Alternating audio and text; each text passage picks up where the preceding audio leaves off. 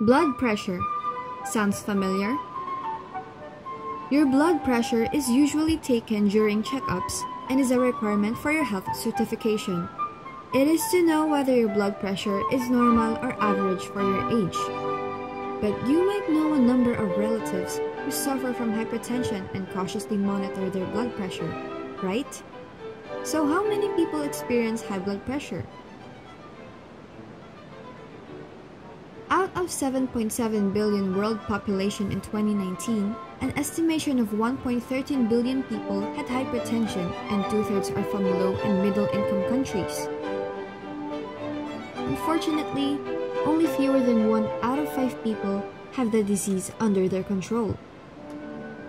In the Philippines, a middle-income country, people with hypertension have the highest hospital-based population at 38.6%, followed by stroke at 30%, coronary artery disease at 17.5%, and heart failure at 10.4%.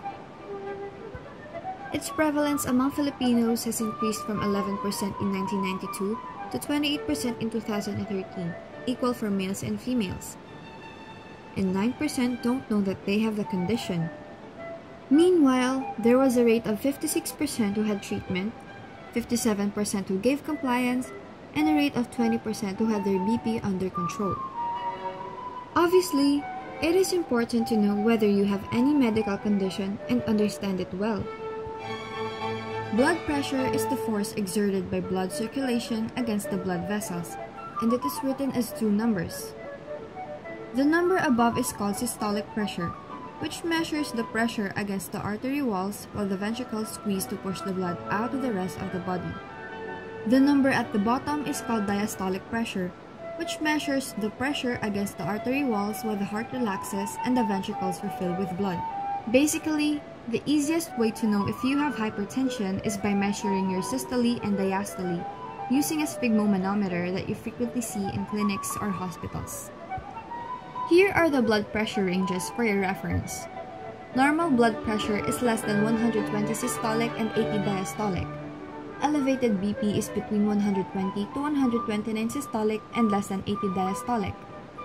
When the BP increases to 130 to 139 systolic or 80 to 89 diastolic, the stage 1 hypertension occurs.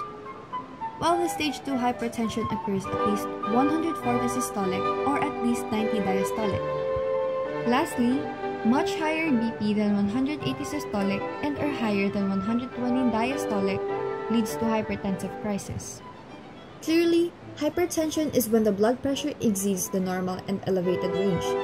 Doctors would usually give additional tests to people with hypertension to diagnose if they have primary or secondary hypertension, the 2 classifications of hypertension. 90% of people with high blood pressure have primary or essential hypertension. This develops gradually over time, and its possible causes could be poor diet, being overweight due to sedentary lifestyle, and smoking. Because it is idiopathic or no known obvious causes, it was labeled as essentially normal when aging, and so it's called essential hypertension over time. Secondary or inessential hypertension only occurs in 5 to 10% of the population and is not always discovered due to expensive testing. This type can be caused by another disease which rapidly develops hypertension. Such diseases that can cause hypertension could be kidney failure, congenital birth defects, diabetes, and much more. Side effects from medication may also cause secondary or inessential hypertension, such as hormonal contraceptives, non-steroidal anti-inflammatory agents, diet pills, stimulants, antidepressants, immune system suppressants, and decongestants. Regardless of the type, our bodies must be given the proper attention in order to prevent hypertension. Checking your blood pressure often is highly encouraged because the symptoms of hypertension are rare, even if the blood pressure is already in high levels. The rare possible symptoms of hypertension are headaches, shortness of breath or nosebleeds, and dizziness.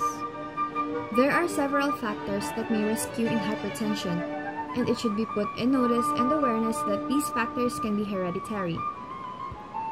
These risks include family history and aging, As we age, our blood vessels lose elasticity, which may cause an increased force exerted by the blood circulation.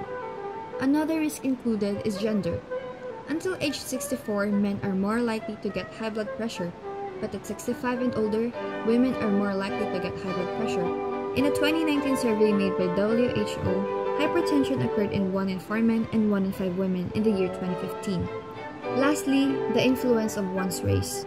The hypertension prevalence rate for Asians is 38%, while 33% for Hispanics and 27.5% for non-Hispanic whites. In the US, African American races are more likely to develop hypertension than other races because the medications are less effective in treating them. That said, some of the following modifiable risk factors are as such, like lack of physical activity, being overweight or obese, high cholesterol, too much distress, and others. Understanding how hypertension may cause heart diseases and stroke is very alarming. Fortunately, there are ways to prevent and treat high blood pressure. Lifestyle change is the most cost-efficient and easiest way to prevent and treat hypertension. This includes healthy diet and limiting sodium intake, moderate alcohol consumption, moderate exercise, achieving balanced weight, quitting smoking and tobacco use, and healthy and proper stress management. Medications are prescribed by doctors depending on the blood pressure measures and overall health of the patient.